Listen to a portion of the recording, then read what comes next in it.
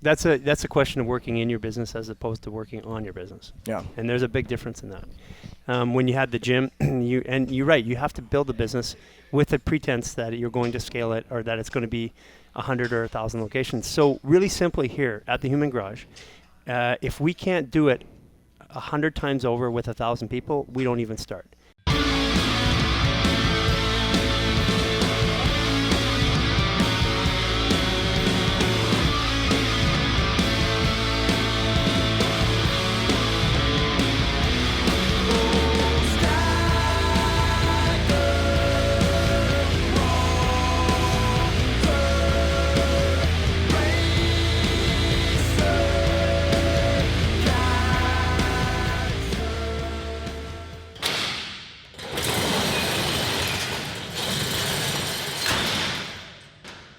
Welcome to Barbell Business. I'm Mike Bledsoe here with Doug Larson and Marcus Gersey, and we're back up here in Venice, California at the Human Garage with Garry Lineham.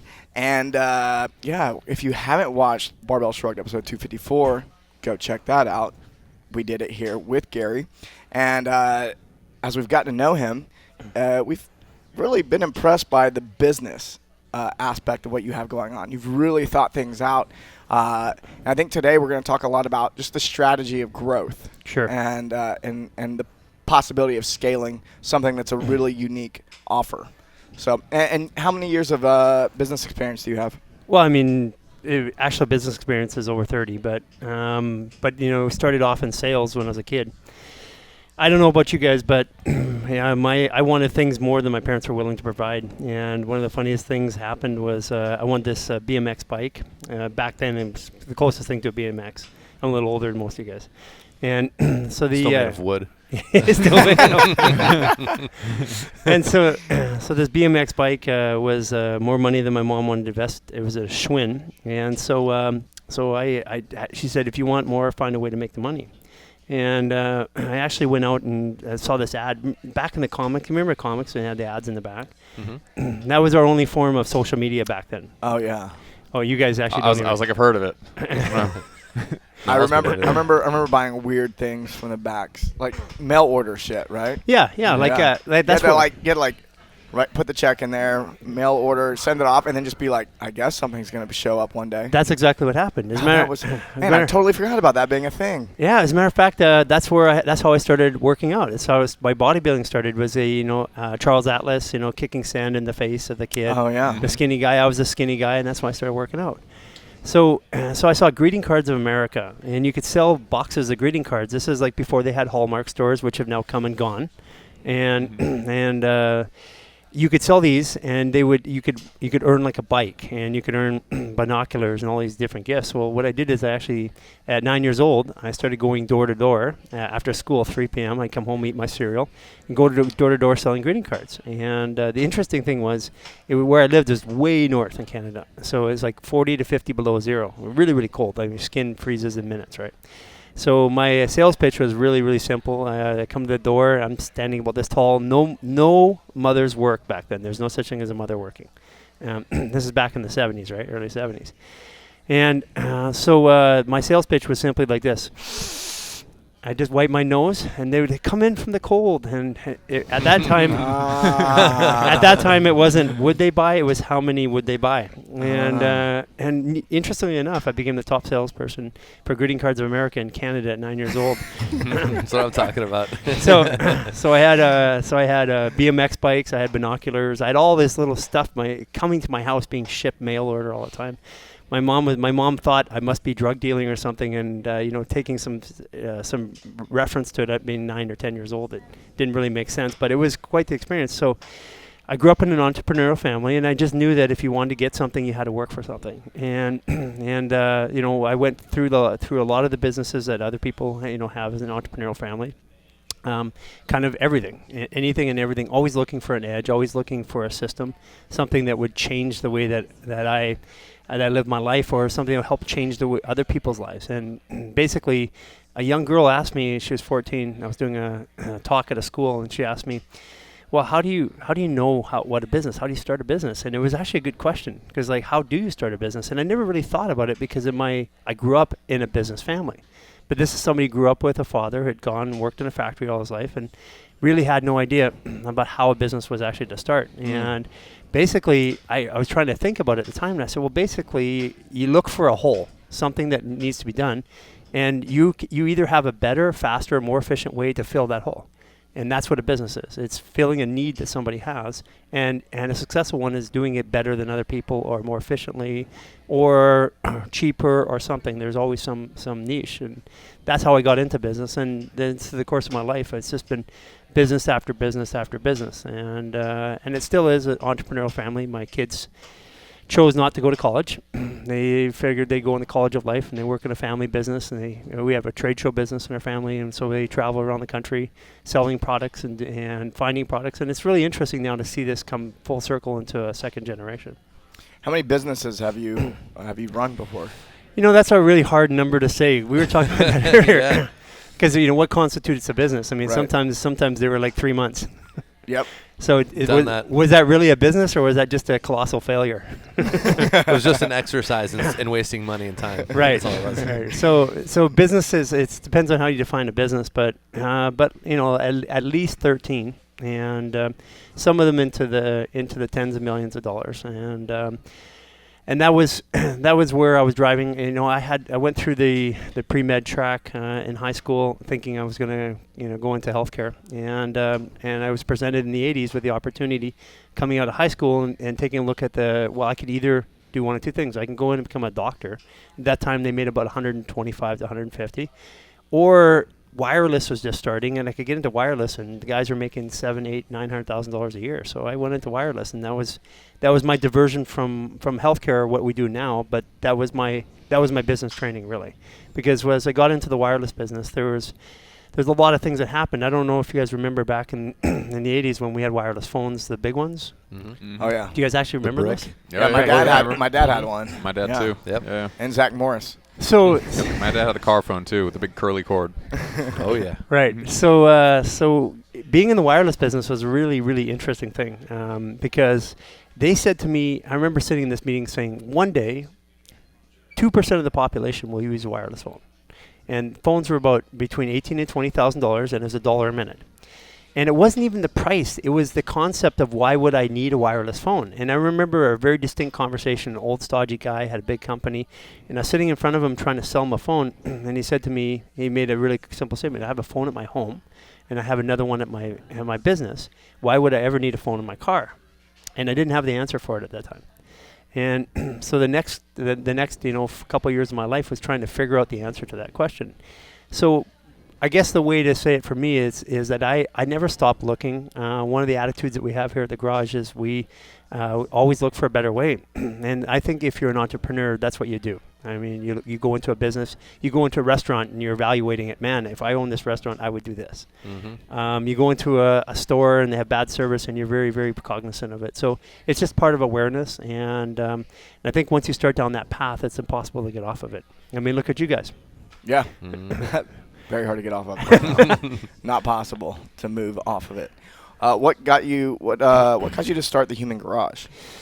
So part of the evolution of my healing, the story was I was in pain for most of my life, and it got worse. My bodybuilding accident back in the 80s, and I got to a point where I was basically virtually disabled, or not able to function properly is a better way to say it. I wasn't disabled, just wasn't able to live my life in a comfortable way. So I looked for a cure. I found a doctor who had this muscle activation program that we started centers around, and that therapy became the foundation of these clinics. And so we had 2 clinics in one in Orange County, one in Beverly Hills, and that's what really led to the idea of me coming back into healthcare. But the reason the Human Garage started is that therapy is what got me out of pain, but it never fixed me. So the Human Garage was really just us again trying to find out why I couldn't get fixed. Why could everybody else go into a practitioner and come out and be good, and why is it that I got worse every time? So the idea was to try and figure out what it was that I needed and why I couldn't figure it out. And the Human Garage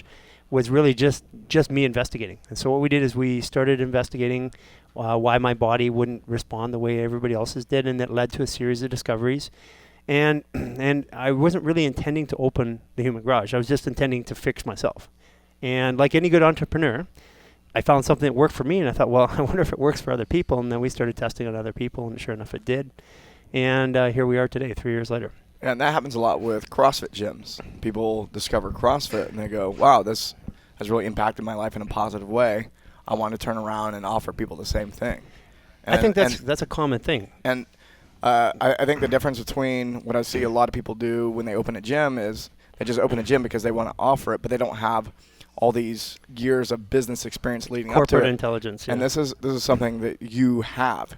You have all this business experience, and then you find this really unique solution that you want to offer other people as well. Yeah. So what's been your strategy, and what are some pitfalls that you've avoided having been in all these other businesses up to this point? Well, let's take a step back, first of all, because you said something that's important. People go in, CrossFit changes their life, and the next thing you know, they want to start a gym. That's like everybody who eats in a restaurant thinks that they can own a restaurant. Now, I know the restaurant business pretty good. We've had restaurants in my family. But I know enough to know that I don't know how to run a restaurant. And that's the most important part. So the first thing is just because something is a good idea doesn't mean it makes a good business. And just because it's a good business and a good idea doesn't mean I'm going to be good at it. So there's a lot that we have to deconstruct, and we have to come back to corporate intelligence.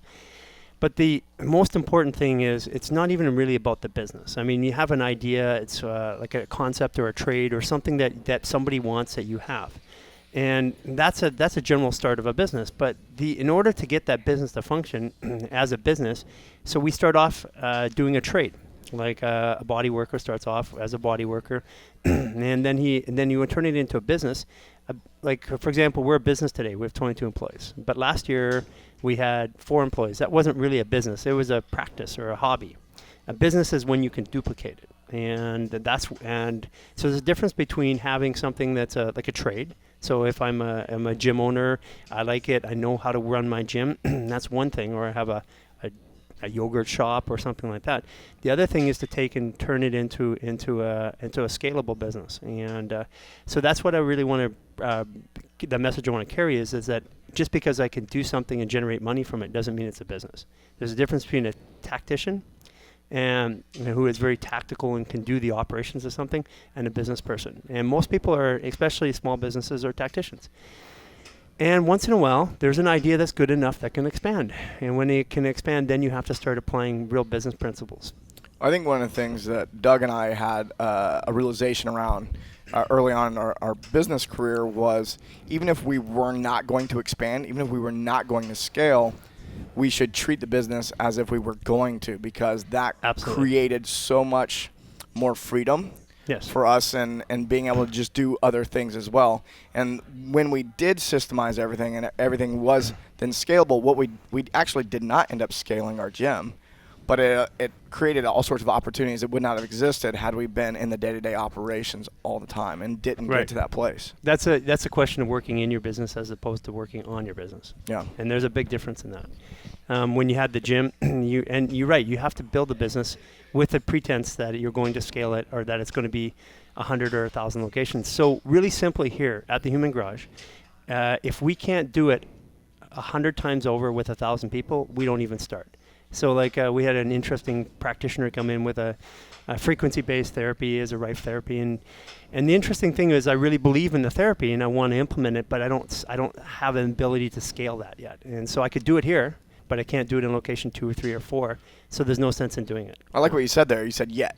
Yes. So there's it sounds like you're open to the investigation of bringing a method in, but only if it can scale. So you're not closed off to the method itself. Yeah. You're just waiting or investigating. Yeah. Yeah, it's more about how we do it. And so, listen, the first thing about running a business or anything, it starts with values. Because if I make all the decisions, it's okay. But if I want you to make the decisions for me, as I did, because you go into like a company and it's like you ask them at the front, can you refund this? And they can't do anything. I can't help you. They can book an appointment, but they can't make any decisions. That's a failure of the business model. Because if you want your employees to be intelligent, you have to teach them intelligence. But you can't teach people to have every combination and permutation down pat. You have to teach them how you think. And so the way that we think is based on our values. So we start off with really simple values. And ours, like we talked in the last podcast, are show caring in all that we do. It's really important if you're in a business where you're helping people heal. Always look for a better way. Make things simple. be honorable in all of our relationships, be fanatical in completion, and have fun. Those are the 6 things that I use to evaluate how I hire, how I fire, discipline, reward. And when it's really simple, when somebody says something to to a client and I didn't think that was right, I'll say, well, were you showing caring, or were you honorable in your relationship? And that allows them to start to contextualize and make their own decisions based upon those values. Because I don't want a bunch of robots. So this isn't a McDonald's, and it's not like put one square of ketchup on. I have a bunch of people working with people in a way that we're changing their lives, and we're interacting with them in a very, very significant way. So the only way to do that properly is to teach them to think like I think. And so my values typically are the values of the company, and sometimes there's a few thrown in. So we always start with that. Then you start with a core set of beliefs, and the beliefs, like one of our beliefs is the human body is designed to heal itself. Second one is that injuries happen through patterns in the body that disrupt the body. One injury leads to a cycle of injuries, and unless we solve the injury at its origin, it comes back and creates more injuries. And these are a set of values and beliefs that allow us to start to form a business around. So the first thing I always say is that if you can't define your values and your beliefs, then it's not a business, and you shouldn't be in business, first of all. So that's the first and foremost thing in making things successful, because if you're going to scale, I mean, we went through an interesting transition. Last year we were 6 people. This year we're 22. And the transition really happened for us. We spent all last year building programs and protocols and training people. But then when we put them into action, it was funny because I've done this, dozens of times, but I forgot. It's been a while since I've scaled something like this. Right. And so what happened is that I noticed a couple things. Like, for example, I have a rule that says employees basically do half of what I do good and twice of what I do bad. So I started to see the behavior problems that I had, or the things that I did. I started to see that amplified by my employees. And it was a real, come to Jesus meeting here about 2.5 months ago, when I realized that the system that I had, when you guys walked in here, there's a system. You come in through the front, everything's documented. We have a process. You see the front desk. You come in, we take pictures. It's who touches you, who talks to you, what's said, how it's done, where that iPad is put. It's always brought over here, put there. I come sit down. It's a system that's duplicatable. But in having that system, it's really based around, I have to make it feel like it's not a mechanical process. It has to feel natural. And the way that we do that is by asking people that work for us how they would put those values into place. So how would you show honor, like, okay, in businesses, small business especially, sometimes accounts payable is a form of financing. Does that make sense? Yeah. Mm-hmm. Yeah, so sometimes you delay a payment for 2 weeks or 3 weeks so that you can deal with financing. And so we've always had those discussions. But how do you say to an accountant who answers the phone calls for accounts payable? How do you tell them to be honorable in your relationships? Because what they'll say is, "Oh, checks in the mail." And you hear that all the time. How about this? To be honorable in relationships, you need to say to them flat out is that we're running a little tight. We're going to be about 2 or 3 extra weeks, and we tell them that. I mean, because why? What good does it do to actually lie to them, deceive them, push them forward? And even when it comes into situations like that, because this actually happened in a business that I had back in early 2000. We had about 600 employees, and we were going through a real rough time when the market collapsed, and accounting is getting inundated with hundreds and hundreds of calls, and they said, how can we be honorable in relationships? And that was literally a discussion that we had. Let's just tell it as it is, and it's going to create one of two things. It's going to create action by the people we're dealing with, and then we'll deal with that action rather than just the typical is delay it. It checks in the mail. Because it doesn't work that way, and nobody believes that anymore anyway. No. So, yeah. Because who's mailing checks? No, I emailed you an invoice. Yeah. Yeah. So when you have 600 people in a company, well, that was the number you used a second ago, correct? Yeah. So you had 600 people in a company. Number one, before I ask the question, were they all in the same location, the same city, or were they spread out over multiple cities? All over North America. Okay, so Yeah. perfect. So 150 one office, the rest of them in multiple offices. So about 25 different locations in North America. Okay, perfect. So you can't be in all 25 locations to personally reinforce those values and beliefs. How do you ensure systematically, day in and day out, people are abiding by those values and beliefs? Well, I guess the first and foremost is if what is a business is a collection of people working towards a common goal, and the measurement happens. I measure managers who then measure employees. So it's like anything else. When you're going to scale, there's a system to it, and so what the key point is to have metrics that are important to the business. Like for us, it's like we know everything about our clients, how often they come in, how often they call us, do they call back, after a problem with treatment. When they get supplements or they get diet testing, how long between the first test and last test? How many times do we have to contact them to get them to do a stretch or an exercise? I mean, we really document all this because we're trying to learn how to automate this process. And so the whole thing is to decide what are the key metrics that you want to measure. For us, it's the number of new clients that come through the door. It's the amount of revenue that a client spends on an average through here, because that's how I make business decisions. It's not about the therapy side, but there is there's still business that has to be done. Sure. And so you need decisions. The other part is that often the best example I give you, it's like when you're flying a plane. You can either fly by visual or by instruments. And when you use metrics, it's like flying a plane by instruments. So it means you can fly at night, you can fly through clouds, you can fly through storms. But if you're flying visual and there's a storm or clouds, you have to land in ground. And so the metrics that we develop that are important, the key indicators to tell me whether I'm successful or not, and those metrics are the ones that allow us to scale and to still have efficacy or still have follow through with the clients. Yeah. Let's take a break real quick, and when we come back, I want to talk about what metrics you find are most important. Okay. Hi, my name is Jeff Stoffel. I'm the owner of Centripetal CrossFit in Erie, Colorado. I was in the classic startup phase. I was coaching 32 classes a week of our 35. So I was there 6 days a week doing basically all of the coaching in between classes, answering emails, running through billing, trying to strap together marketing and just whatever popped into my head. We've created a space that is the best part of everybody's day. They know it. And they know as long as they get to the gym, their day is going to be better, and that's very clear. So membership grew because of that fact, but wasn't growing because of good business process or a good marketing system or any of those things. Just kind of stuck at this 60 member mark and thinking, how do we do more? I need to be able to hire somebody to go get the people to pay for that person, and felt stuck where I was at, didn't really know where to go.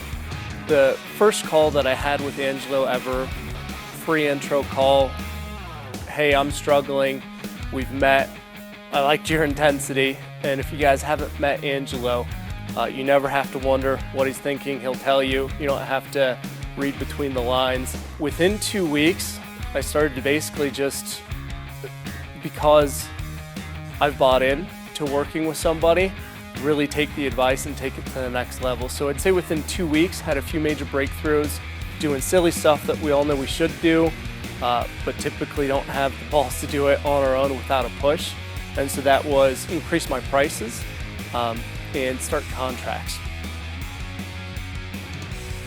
I am coaching fewer classes, so I'm down to about 20 classes a week, and that's a slow process to develop coaches that do a job I'm proud of. Memberships increased, so we were at 60 when I started with Angelo. Gosh, it's been 3 months now, and we're up to 75, so a very significant increase. The biggest effect on the business has been developing as a leader. It's happened very quickly, rather than being stuck thinking about an idea and the analysis paralysis, thinking through too many steps before getting started. I have taken good ideas and gotten them started and fine-tuned them as we went, which is a much better solution on the implementation for me. I would look at yourself first and ask the question, do you think other people have learned the solution and the lesson that you're currently struggling with? If you think that this has been solved before, and in the CrossFit space, you're not doing this the first time. Somebody else has. I would definitely dive into it. If you're not sure if you can afford it, definitely do it. I know that sounds silly, but you're investing in yourself. That investment is never going to go away. You're improving as a leader and probably a person if you're running things right when you get a coach, and you're buying into what you're selling. If you are an entrepreneur, you own a gym, and you don't have a coach, you are asking other people to do something that you aren't willing to do yourself, would be my opinion. So I would definitely encourage you to at least have a phone call, but come to them with what are your biggest struggles and see if they've got some ideas. This group does not mind, I think, adding some value for you to prove they're worth it. Definitely, Angela's been worth it for me.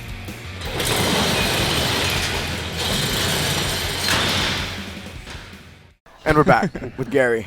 And I want to get into what metrics do you find important, and how do you discover those metrics or find them? Well, I guess that's the most important thing is that the metrics that I think are important in almost every business I've ever done up front are not that important later on, or they change. So what happens is that you have to analyze the business and let the metrics reveal themselves.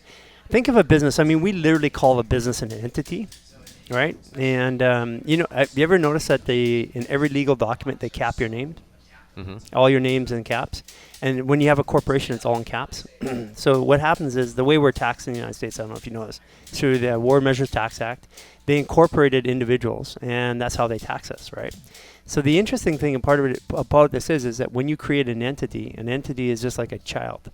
And so a business at first is like a baby. You got to watch it every day, nurse it, make sure you're with it every second of the day. And then eventually the baby grows up to be 4 or 5 years old, and you can leave it in the other room, and you can go to the other room and work while the kid's playing, right?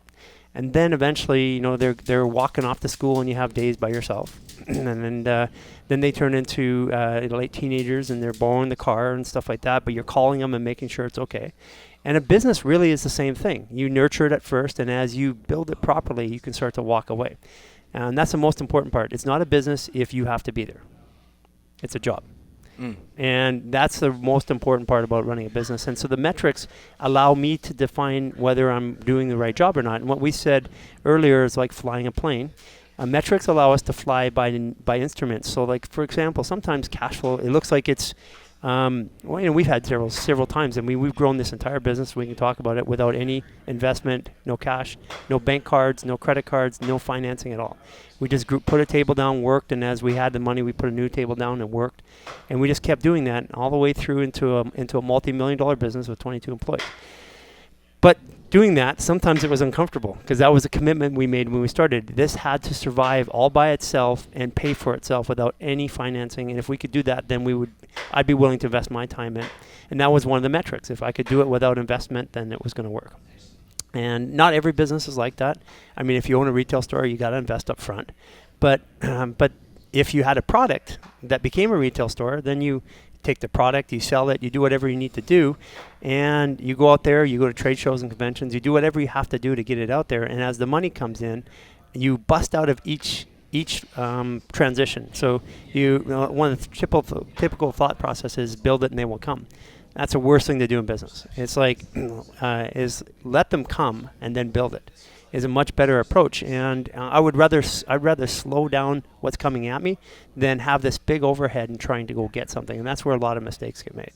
So back to the metrics issues, how do you determine the metrics? Well, they will start to reveal themselves. What's important?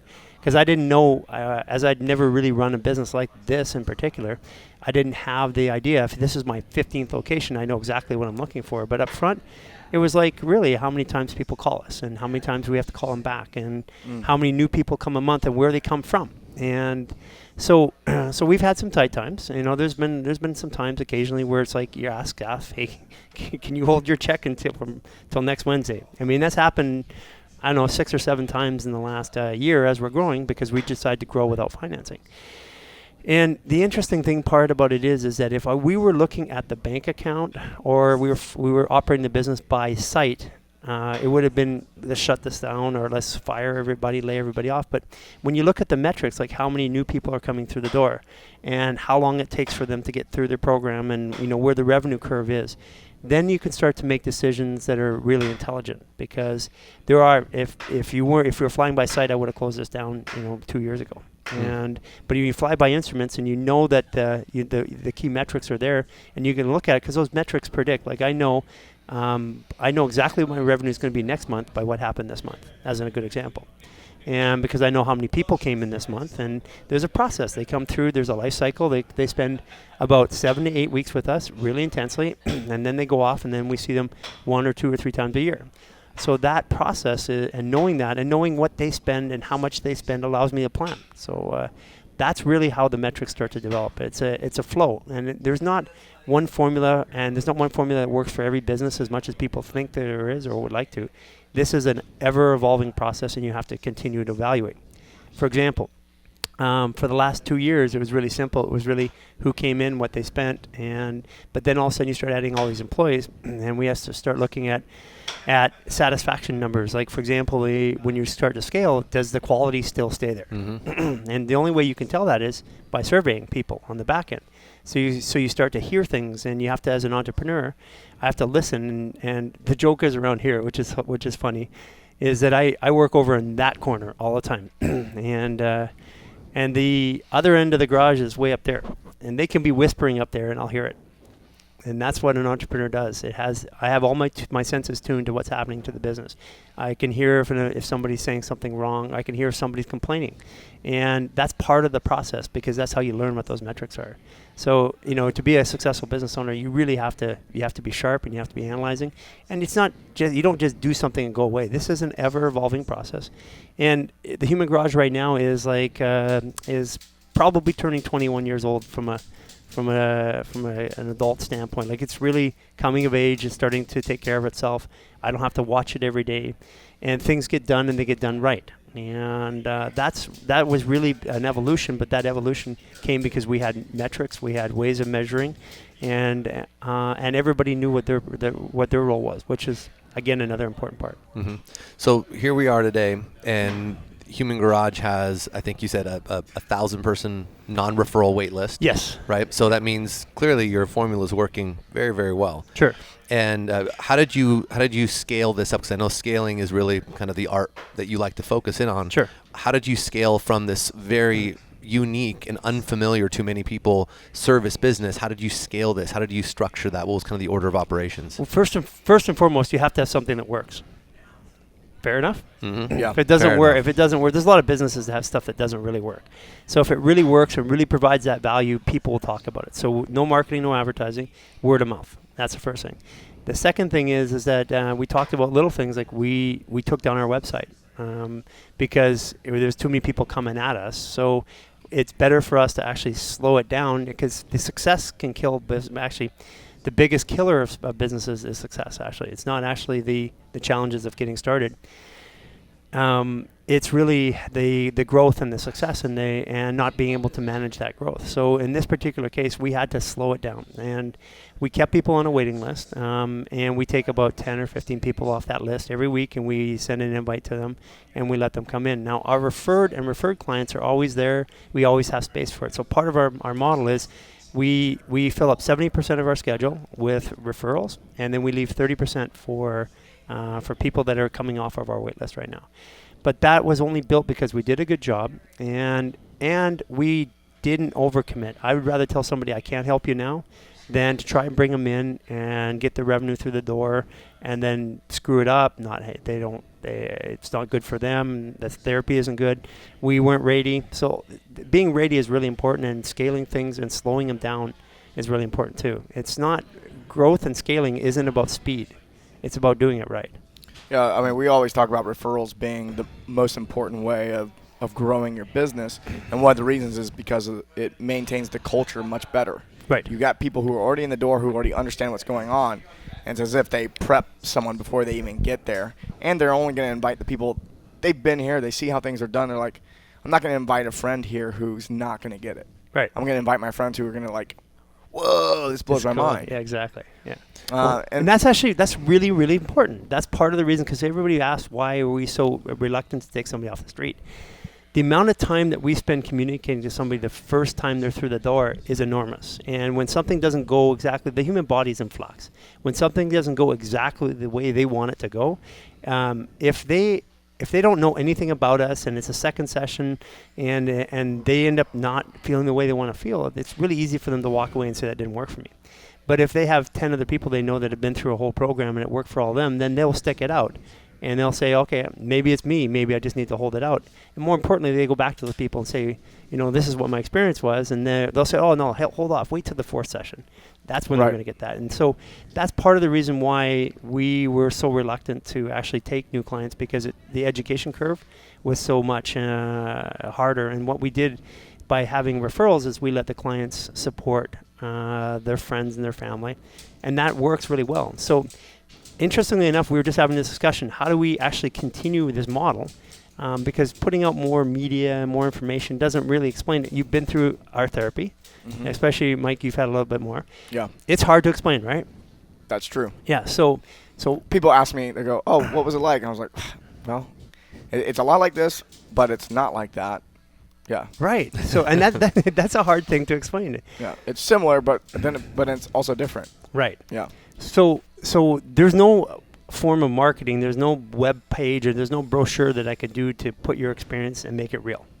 And as a matter of fact, the more of that I do, the less real it's going to be, or the less that the person's they're not going to understand it. So one of the ways that we thought about actually scaling this was creating a buddy system. And I don't know what to call it yet, but everybody here so far has had a referral for 3 years. And it works beautifully. So what happens if somebody doesn't have a referral? What if we create because we have a list of, this is not just a business, this also creates a community.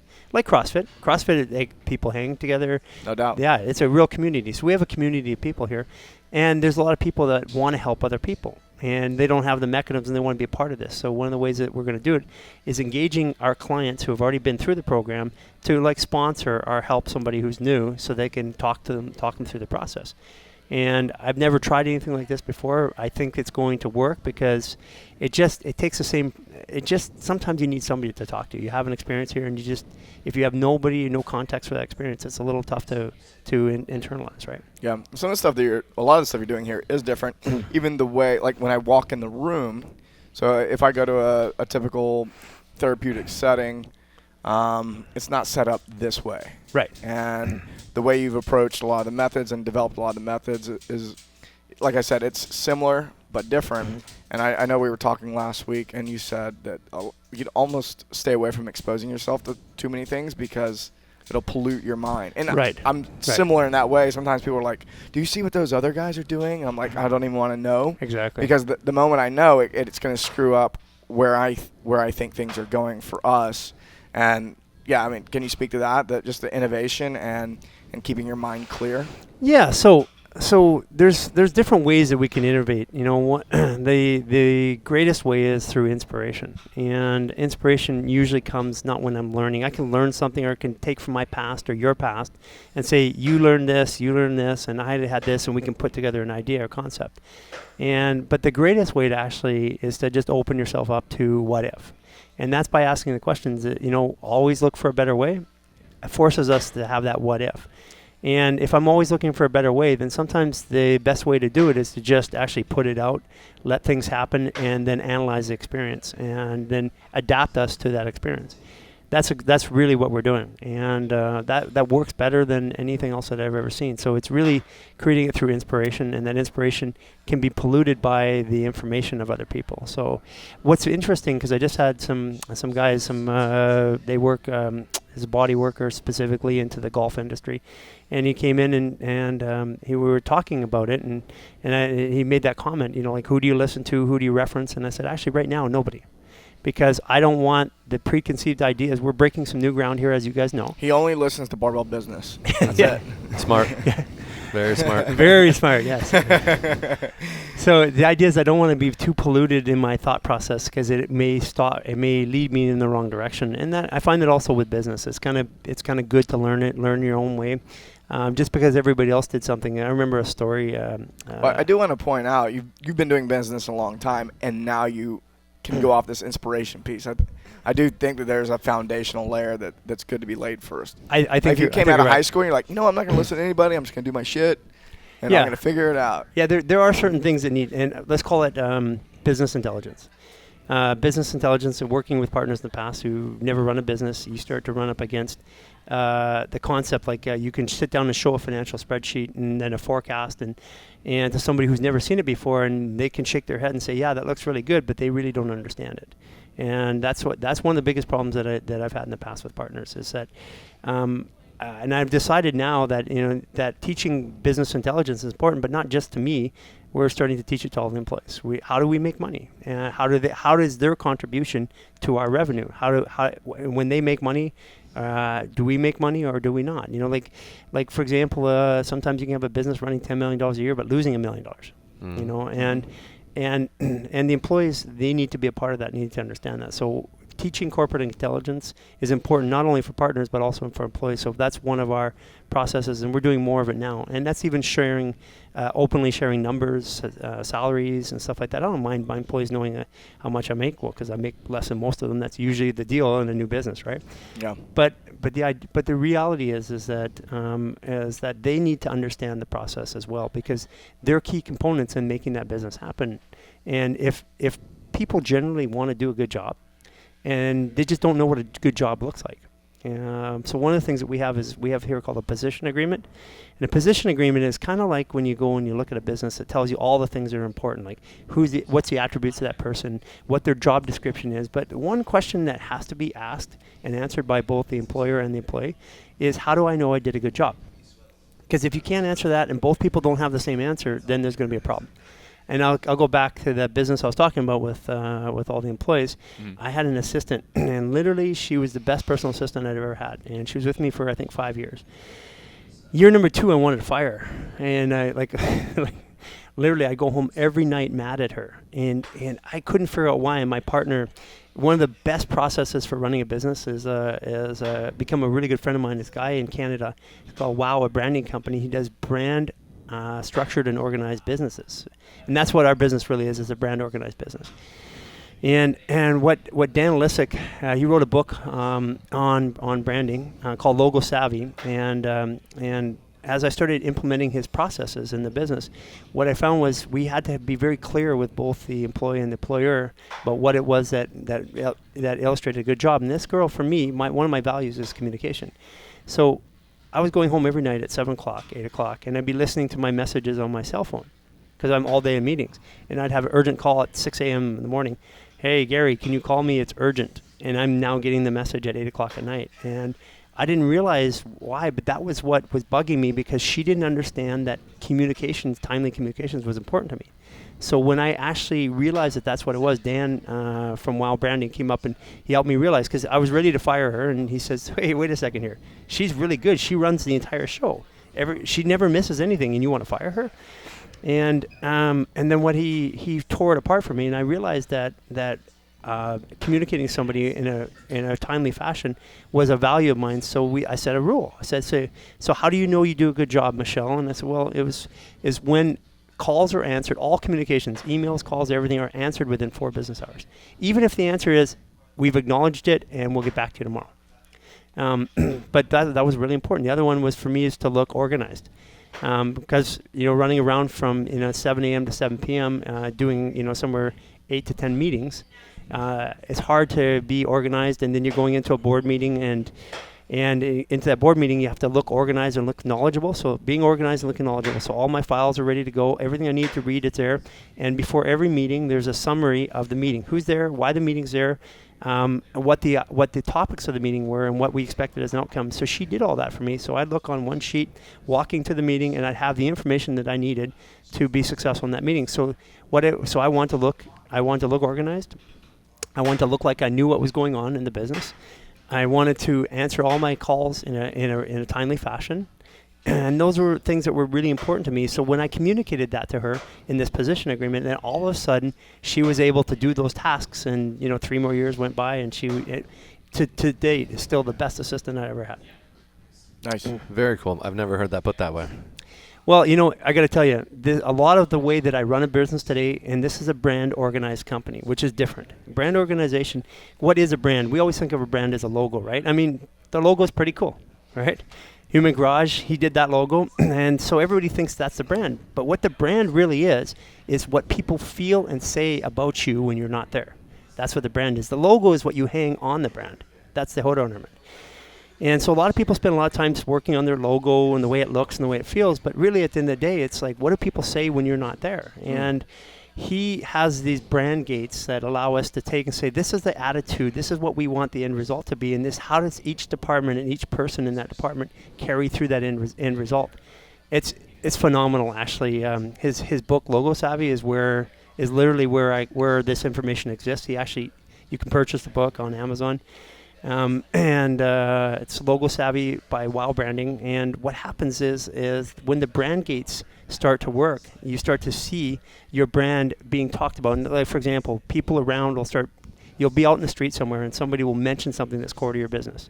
Like for us, it's biochemistry and biomechanics are tied together, and you can't fix one without the other.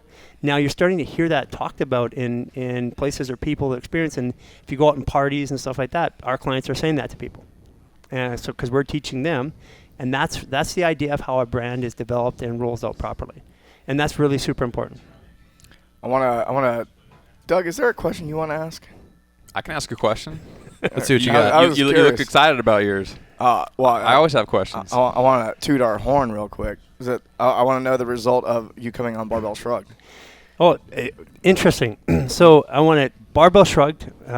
Really, really interesting. We've had over 100 people sign up in the last week on our wait list. But interestingly enough, we have people from Shanghai, we have people from New Zealand, we have people from Middle East, we have people. So I'm doing all these Skype consultations where people are now calling in and say, I want to come in and get therapy.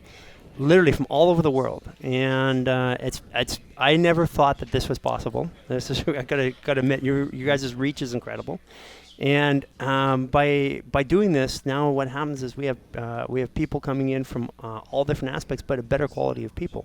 And what I mean by that, they're more educated. They've listened to the words that we've said, and thank you for allowing us to put that out there. And so they come in already ready, already knowing and thinking what the way that we want them to think. And that helped. That amazingly enough has shortened our learning curve for these new clients who don't have a referral. They come in like a referred client. So just doing your podcast allowed that to happen. That was fantastic. Yeah, the people that came in heard your message, and Right. so like they got to skip ahead intellectually to a degree. Right. Yeah. Literally, actually, better than the referred clients. Yeah. And so that goes into. That's why I appreciate so much what you guys are doing, because you're actually putting out good content and educating people, and that's really what this is about. If we go 100 years from now, we're gonna look back at this time and say this is a renaissance of the body, and also this is a renaissance in business, because business itself is changing right now. And social media, the millennials, they don't buy the way that we've done business in the past. Controlled by banks. We're getting rid of banks. We have alternate forms of currency. So everything is changing right now, right underneath our feet. And I'm a Gen X, and they're baby boomers. They just don't know how to handle this. And so what you guys are doing is providing good content and taking the newest ideas that are out there in business and letting people assimilate those in a very, very effective way. And I commend you for doing that, because you're part of what's raising the consciousness of people, not only in the health industry, but in the business industry. So I'm really happy to be a part of this. It's really awesome to actually be able to sit here and have this intelligent conversation with you guys. Yeah, thank you. I think gym owners can learn from this, and that I think that if people created videos and engage with social media and expose their philosophy, if they expose themselves and allowed people to see their philosophy, they would draw people in from all over the place. Right, So- because people buy stories. Yeah. They buy stories and beliefs and philosophies. Actually, there's a really powerful organization, has a lot of celebrities in it. It's considered to be a cult. I'm not going to say what it is for a lot of reasons. But if you're crazy enough to write and document your ideas and concepts, no matter how crazy they are, if you're able to put it out there in a format that people can read and be a part of and make their own decisions and evaluations, look what happens. In this particular case, they have people from all over the world giving them tons of money in a massive organization. And why? Because he just was brave enough to document what he believed. And so what you're doing is helping people document, their beliefs and their structures. And in a business, like one of the things that we do, it's interesting. So after each therapy session that they come through, alignment session that they come through, they get an email with a series of videos and stretches and things like that are relevant and reminders of why they're doing it and what's happening. And can you imagine you're taking somebody through even in a gym through an 8-week weight loss program or something like that, and you keep sending them little videos and little content derivatives that help them understand why they're doing things, answering the common questions and stuff like that. That's really using video and processes like that is what helps businesses actually grow. But more importantly, it gets their philosophy and our beliefs out there. Beautiful. So it sounds like your core business is going incredibly well. You have a big wait list. Yes. The core business being treatment. Yes. How much do you focus on other streams of revenue? I know you have products up front that you sell, things like that. But how much do you focus on additional streams of revenue besides your core business? Well, I guess that's let's talk about what the business model is long term. Okay. So our therapy, the alignment protocols, and what we're doing is actually, even with our chiropractic and everything, it's different. And you guys have seen it and you witnessed it's not what you get anywhere else. And what we're doing is we're creating new science or new therapies. So eventually our long-term model is really the distribution of intellectual property. So we will expand, we're going to be expanding into somewhere between a 10 and 12,000 square foot location here, somewhere in the next 9 months. Possibility we might even take over this whole building. I'm not sure. We're negotiating that right now. And I'm building software and systems to run the business. But as soon as the software and systems and this location's up, we're going up to New York and starting another one. And so, and then up to Northwest, probably Vancouver, Seattle, not sure yet. But the reason why these locations is because we have hundreds of clients flying from there. So we might as well go to them. But realistically, there's a point at which it doesn't make any sense to have 3 million locations. It's the real business model is the intellectual property we created is to distribute that, to train people as motion mechanics to work in physical therapy clinics, to work in chiropractic offices, to train chiropractors to do this style of chiropractic. So we're actually literally creating a new style of chiropractic within here.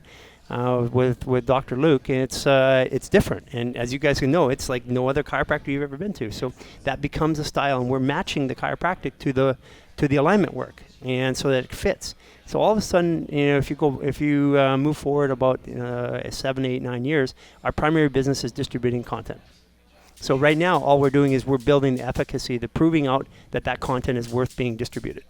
So really, maybe that's a better way to say what a real business model is.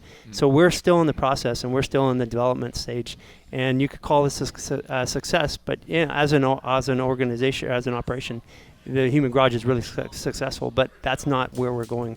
Our whole goal is to actually change the way that healthcare is done by delivering alternate ways of delivering therapy to help people heal their own bodies.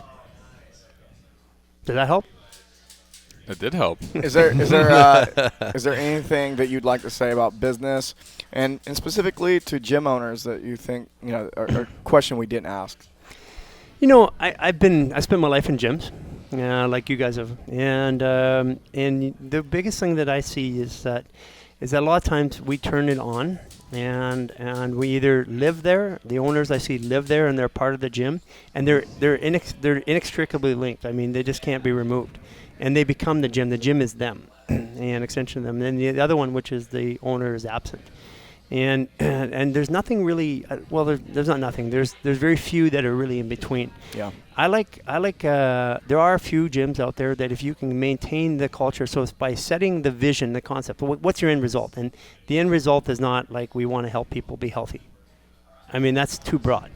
You have to be more specific. Very vague. Yeah, very vague. It doesn't strike me in an emotional way. Right. I don't feel anything when you say that. Exactly. So it's developing exactly what your values are and what your objectives. Like, why are you doing this? And if you're doing it just to make money, then you better get out of there. And that's not a business. But if you're doing it to impact people in a meaningful way, it's to impact the way people live their lives, provide health so that they can spend more time with their families. It's provide situations so they can manage their health so that while they're working, they're not as stressed out.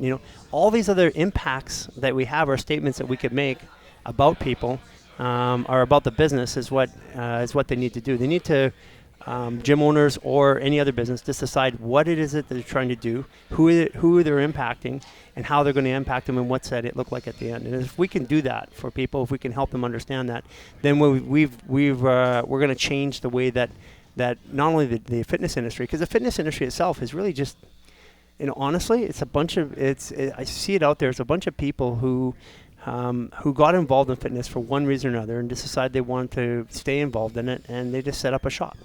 And then the other side of it's the Equinoxes and the LA Fitnesses, and they just scaled and they gone the other way, and there's no personalization. I really think that people need to come into the middle. Yeah. And we can have multiple gym locations, but build around a theme and a concept and an idea. Decide what that community, what's the outcome of that community, what I want it to look like, what kind of, do we fundraise? Do we help? Do we give back to the community? And those are all things that are important. A business isn't about making money. It's about providing a service that benefits people and changes their lives. Awesome. It's an excellent place to close, in my opinion. Yeah. Thank you for coming on the show and bringing all that experience and giving it to us. I really appreciate it. Absolutely. Where can people find more about the Human Garage? Of course, we're actually going to put up a website. How long since we did Right. that?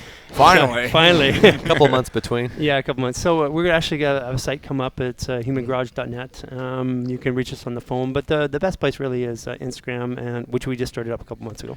Okay. And You guys have been a lot Facebook. more active on there lately, I've noticed. It's funny because just from your podcast, it's like creates 100 new followers a day. That's just from the single podcast that you guys did.